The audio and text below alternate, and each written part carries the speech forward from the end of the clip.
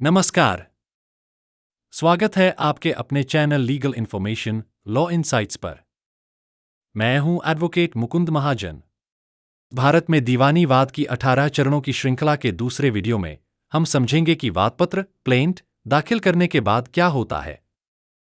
हम इस वीडियो में जांच प्रक्रिया, पंजीकरण, रजिस्ट्रेशन, आपत्तियों के निवारण और केस नंबर आवंटन की संपूर्ण जानकारी देंगे, जिसमें 2023 के भारतीय साक्ष्य अधिनियम BSA 2023 और उच्च न्यायालयों के प्रक्रियात्मक नियमों का अनुपालन भी शामिल है। वादपत्र प्लेंट दाखिल करने के बाद क्या होता है?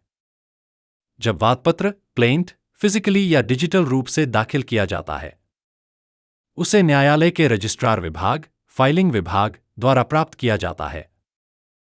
रजिस्ट्रार इसे सीधे स्वीकार नहीं करता, पहले इसकी कड़ी जांच होती है।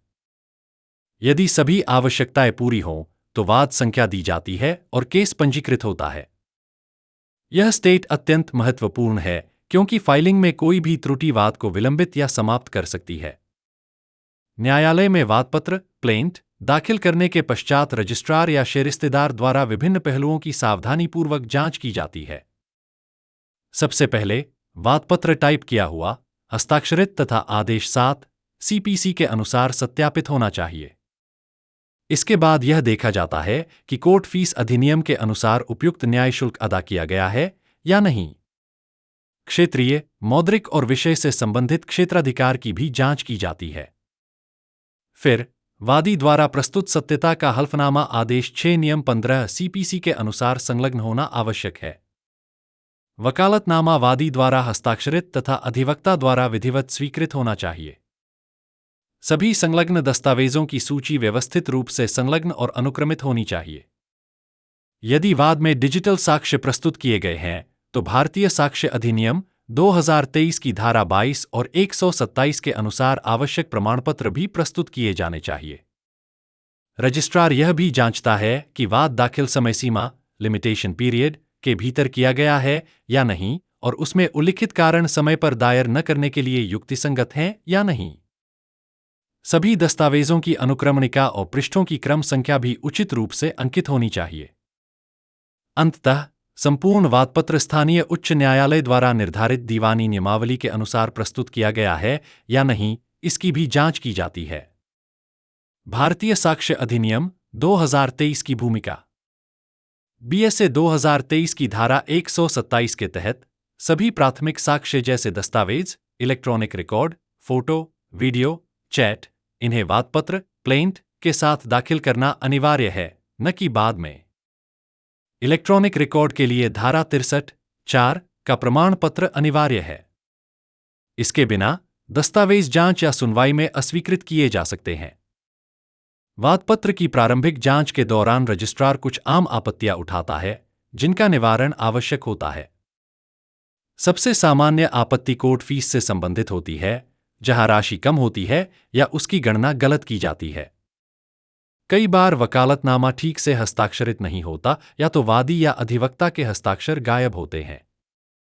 सत्यता का हल्फनामा या तो संलग्न नहीं किया जाता या फिर गलत ढंग से सत्यापित होता है। दस्तावेजों से संबंधित आपत्तियों में यह देखा जाता है कि वे धुंधले हैं, उन पर आवश्यक चिन्ह नहीं है या संलग्नक एनेक्शर्स गायब हैं। अनुक्रमण भी अधूरा होता है, पृष्ठों की क्रम संख्या नहीं दी जाती या दस्तावेज ठीक से अनुक्रमित नहीं होते। सीमा अवधि से संबंधित आपत्ति तब आती है जब वाद निर्धारित समय सीमा के बाहर दायर किया गया होता है। यदि वाद में डिजिटल साक्ष्य हैं और उनके साथ भारतीय साक्ष्य अधिनियम की धारा 63(4) के अनुसार आवश्यक प्रमाण पत्र संलग्न नहीं किया गया है, तो यह भी आपत्ति का कारण बनता है। अंततः अगर वाद गलत न्यायालय के क्षेत्राधिकार रॉन्ग जुरिस्डिक्शन में दाखिल किया गया है, तो भी रजिस्ट्रार उसे आपत्तिजनक मानता है। आपत्तियों से निपटना कैसे करें? Handling registry objection. यदि कोई त्रुटि पाई जाती है, तो रजिस्ट्रार आपत्ति ज्ञापन मेमो ऑफ ऑब्जेक्शंस जारी करता है, जिसमें त्रुटियों की सूची होती है। सुधार की समय सीमा अमूमन 7-15 दिन दी जाती है। काउंटर पर पुनः दाखिल करना होता है। महत्वपूर्ण, समय पर सुधार नहीं करने पर वाद को ऑर्डर 7 रूल 11 CPC के तहत खारिज किया जा सकता है। उदाहरण आपत्ति ज्ञापन, रजिस्ट्री ऑब्जेक्शन मेमो। वाद संघ 123/2025। आपत्ति कोर्ट फीस 2,000 रुपये चुकाई गई है, लेकिन दावा 5 लाख रुपए से अधिक का है। उपाय शेष कोर्ट फीस भरकर 10 दिनों में पुनः दाखिल करें। अंतिम स्टेट पंजीकरण और वाद संख्या, रजिस्ट्रेशन एंड सूट नंबेरे। जब सभी आपत्तियां निवारित हो जाती हैं, रजिस्ट्रार अपनी मुहर लगाता है। वाद संख्या दी जाती है, जैसे दीवानी वाद 999/2025। फाइल न्यायालय अधिकारी या न्यायाधीश के बोर्ड में भेजी जाती है। पहली सुनवाई की तारीख तय होती है। वकीलों और वादियों के लिए व्यावहारिक सुझाव। दस्तावेजों की 2-3 अतिरिक्त प्रतियां रखें। कोर्ट वेबसाइट या फाइलिंग काउंटर की चेकलिस्ट जांचें। कोर्ट फीस की गणना पहले से सत्यापित करें। कई हाई कोर्ट कैलकुलेटर उपलब्ध कराते हैं। डिजिटल दस्तावेजों को प्रिंट कर, अनुक्रमित कर, BSA प्रमाण पत्र सहित दाखिल करें। स्थानीय मुंशी, लोकल एडवोकेट्स क्लर्क के शॉर्टकट से बचें, कानूनी सटीकता का पालन करें। इस स्टेज में विभिन्न महत्वपूर्ण विधिक प्रावधानों की भूमिका होती है। सिविल प्रक्रिया संहिता 1908 के अंतर्गत ऑर्डर 7 रूल 11 वादपत्र को अस्वीकार करने के आधारों को निर्दिष्ट करता है, जबकि ऑर्डर 6 रूल 15 सत्यता के हलफनामे से संबंधित है।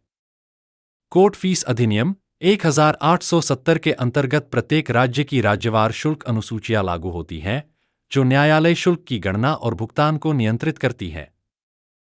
भारतीय साक्ष्य अधिनियम 2023 की धारा 22, 63, 4 और 127 विशेष रूप से डिजिटल साक्ष्य और उनके प्रमाणन की प्रक्रिया को स्पष्ट करती है।